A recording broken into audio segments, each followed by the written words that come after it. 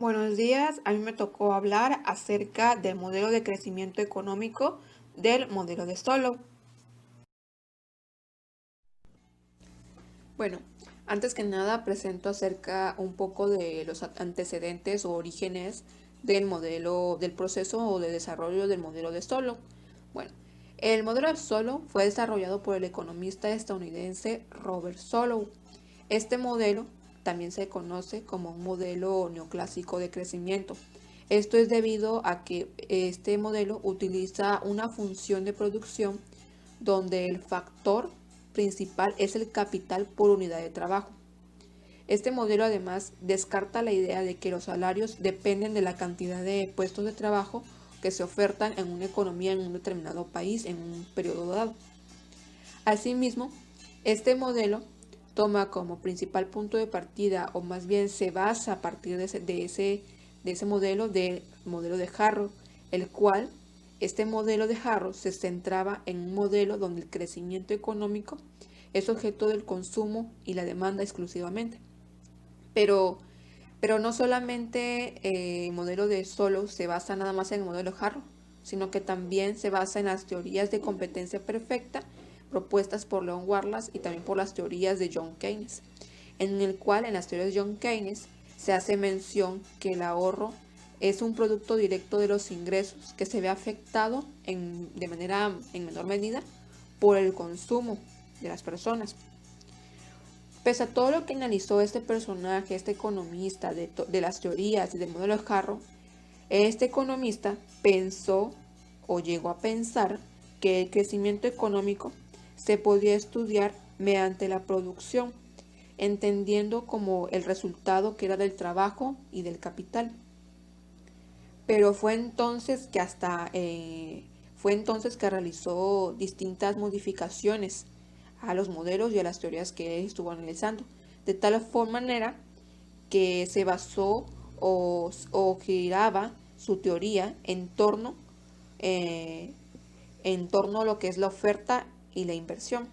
Pero fue entonces que hasta en febrero de 1956 publicó su teoría en el artículo Una contribución a la teoría de crecimiento económico en una revista de Economics trimestral en Estados Unidos. En ese artículo no solo publicó su teoría, sino que también puso en duda, más bien dio su crítica al modelo de Harrod, afirmando que los principales determinantes del crecimiento económico eran la mano de obra, que es la producción nacional que se produce en un país en determinado periodo, el capital y el progreso tecnológico, asegurando que el progreso tecnológico es como el principal motor en una economía para que ésta se aumente o se vea incrementada o tenga más beneficios en su economía. Ahora bien, ¿en qué consiste o se fundamenta más bien el modelo de Solow? Este modelo es uno de los más utilizados hoy en día para explicar temas referentes al crecimiento económico, debido a que simplifica su estudio, pero esto lo hace sin contar con el comercio internacional, es decir, no toma en cuenta ni las importaciones ni las exportaciones, más bien supone que toda la población de una nación va a ser igual a su fuerza de trabajo que ésta tenga en sí misma. Es decir, es igual al producto que se obtenga por cada trabajador en ella. De tal forma podemos ver que se centra más bien en la capacidad productiva de un país, en donde sus variables van a ser expresadas en términos per cápita. Es así que nos muestra los factores que realmente sí afectan al crecimiento económico, pero en un largo plazo. Algunas de las características que tiene este modelo es que una de ellas nos dice que para establecer una mejor producción o para que un país tenga una mejor productividad, esta se debe de promover a través de la inversión de capital y el ahorro nacional, para que así se impulse, como hemos venido viendo en clases anteriores, las tasas de empleo y el consumo, por lo que el modelo de Solow en esta característica nos está haciendo ver que el crecimiento económico va a partir en gran parte de la oferta que se esté dando en el mercado, que se llegase a generar y no por la demanda que se tenga. Otra característica muy importante es que analiza el stock de capital, que son los activos fijos en la producción de bienes y servicios, así como también el crecimiento de la población y los avances de la tecnología. Antes de entrar en materia a la formulación del modelo de Solow, debemos de saber o tener en claro que este modelo parte o se basa en tres supuestos. El primer supuesto lo que nos dice es que la población y la fuerza de trabajo, que se supone de antemano que estos dos datos deben de ser iguales, crecen a una tasa proporcional constante y que estos dos datos van a estar determinados por distintos factores biológicos, pero que son independientes de otras variables que se dan dentro del modelo. El segundo supuesto hace mención que el ahorro y la inversión son una proporción fija del producto neto en un momento dado dentro de una economía.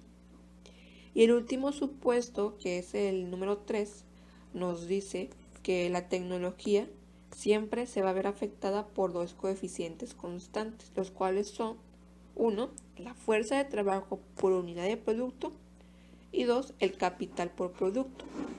Ahora bien, el modelo de Solow hace mención, más bien examina, cómo la oferta y la demanda de bienes determinan la acumulación de capital.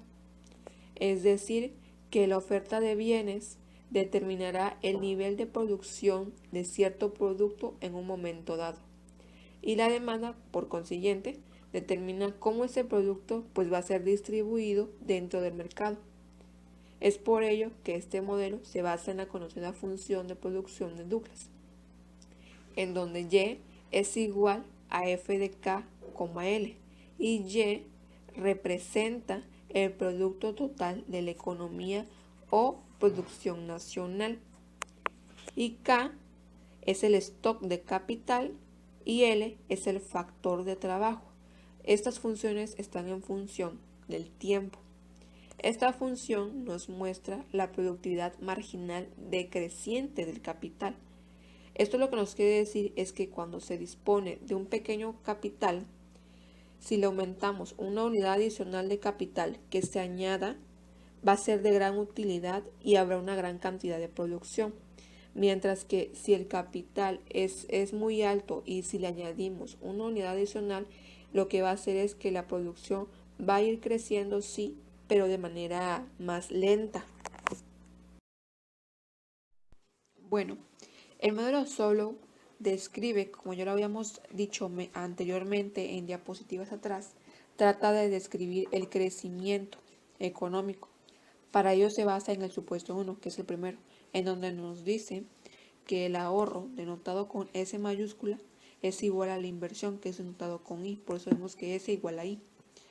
Pero ahora bien, ¿cómo se calcula el ahorro? Bueno, el ahorro se calcula como una multiplicación de una tasa de porcentaje de ahorro denotado con S minúscula por la letra Y, que representa la producción total económica o producción nacional, que no es otra cosa más que la riqueza o el nivel de la renta del país, que es el PIB.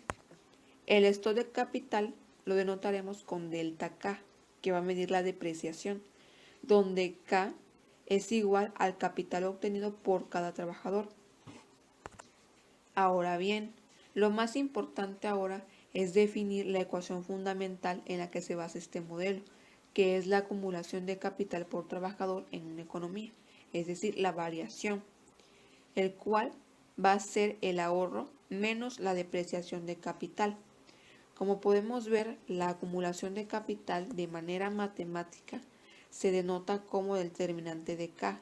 Eso es igual a la tasa de ahorro multiplicada por el nivel de producción, que eso representa la función del ahorro expresada anteriormente, menos la depreciación, en donde en la depreciación podemos observar que se tienen factores que hacen que la acumulación por capital de trabajo se vea disminuida.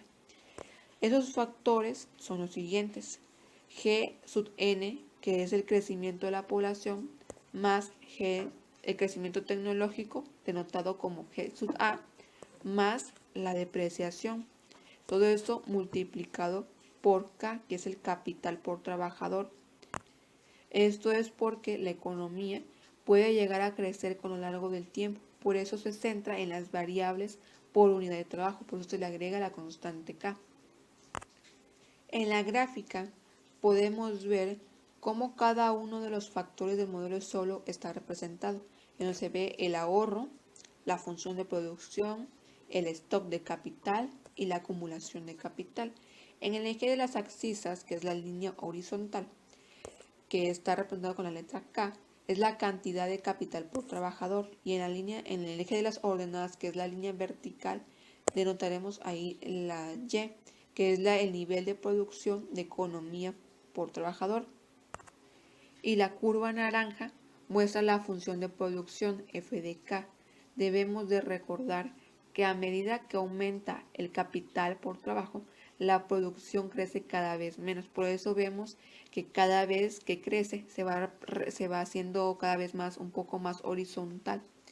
Esto es porque para cada nivel de capital existe un nivel de producción. Esto es porque está en función del número de unidades de capital que utiliza la economía. También podemos ver la curva del ahorro o inversión, como lo queramos ver, porque ya hayamos dicho que el ahorro es igual a la inversión. Esto es debido al supuesto, que es la curva de color verde, que se encuentra debajo de la función de producción. Esta curva representa la proporción de la producción que se dedica a la inversión. Se encuentra por debajo de la función de producción, debajo de la curva color naranja, porque la tasa de porcentaje, que es S minúscula, es un número muy pequeño entre 0 y 1, por eso se encuentra debajo. Entonces, la diferencia que hay entre el ahorro, es decir, la curva de color verde, y la función de producción, que es la curva de color naranja, es decir, lo que está comprendido entre ellas dos, eso va a representar el consumo en un tiempo dado. Asimismo, podemos observar la depreciación, que es delta K, que es la línea recta de color azul. Esto es porque la inversión y la depreciación aumentan a medida del stock, que son las cantidades fijas de los activos.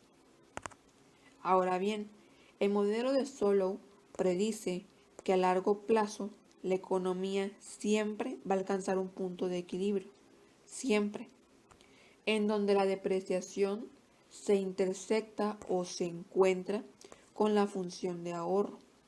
A ese punto se le conoce como estado estacionario y se denota con K asterisco, en el cual de manera matemática nos quiere decir que la acumulación de capital va a ser igual a 0 en esa intersección, que es el punto de color rojo. Entonces, para calcular el estado estacionario o punto de equilibrio, tomamos como referencia que la acumulación de capital en ese punto va a ser igual a 0. Entonces, haciendo la respectiva sustitución y el despeje en la ecuación de acumulación de capital original, obtenemos que el ahorro va a ser igual a la depreciación de capital, es decir, SY es igual a la suma del crecimiento de la población G sub n más el crecimiento del tecnológico G sub a más la depreciación, todo eso multiplicado por el capital por trabajador. Con eso se calcula el estado estacionario o punto de equilibrio en el modelo de Solow. Los aspectos que toma en cuenta, o más bien que considera el modelo de Solow, es que cuando se hacen ampliaciones o se expande el capital, las tasas de crecimiento van a ser mayor que las que se producen en los stocks de capitales. Es por eso que algunas economías que tienen mucho más capital ahorrado, o esto en cuestiones de reserva, pueden crecer económicamente de manera exponencial. Otro aspecto es que para mejorar el Producto Interno Bruto de una nación, nos dice que se tienen que aumentar las captaciones de capital para poderlas invertir en tecnología y así aumentar el nivel de producción de un producto en un futuro pues no lejano. Es por eso que el modelo Solow nos dice que los países deben de destinar ciertos ingresos para este tipo de inversión, o sea, deben de destinar ciertos ingresos para invertirlos en tecnología y eso hará pues que la economía crezca de cierta forma. Igual, asimismo, no sé que el Producto Interno Bruto de un país debe de ser estudiado como la suma de las rentas nacionales. Y de igual manera, no sé que el crecimiento económico alcanza un tope estacional, o sea, una constancia, pero esto se debe a que la producción depende de la mano de obra y del capital que se esté manejando en la economía o en una nación. Como ya hemos podido ver, en todo modelo económico siempre van a presentarse ventajas y asimismo sus propias desventajas, vaya. Y bueno, este modelo no es la excepción, ya que alguna de sus ventajas es que una determina el nivel de renta de un país a largo plazo, pero esto va a estar en función de la tasa de inversión o ahorro y asimismo de la depreciación del crecimiento poblacional que se tenga y también de la depreciación obviamente de la producción, que es lo que se veía en el gráfico. También comprende las diferencias resultantes entre las distintas tasas de crecimiento. Esto es el principio de la dinámica de transición de los cálculos. Así como también tiene ventajas, también presenta desventajas y las que posee son las siguientes. Uno es que no explica cómo se determina la productividad, sino simplemente lo adapta a la realidad de una manera brusca, se podría decir, de tal manera que una economía nos dice que va a crecer o va a decrecer más rápido cuanto más se aleje de su estado estacionario, que es lo que se mostraba en el gráfico.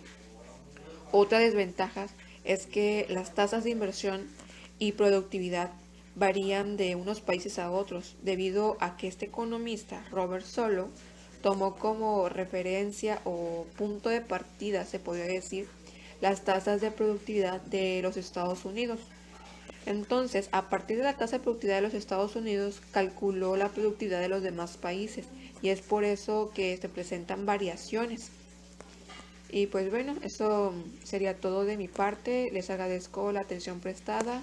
Bonita tarde.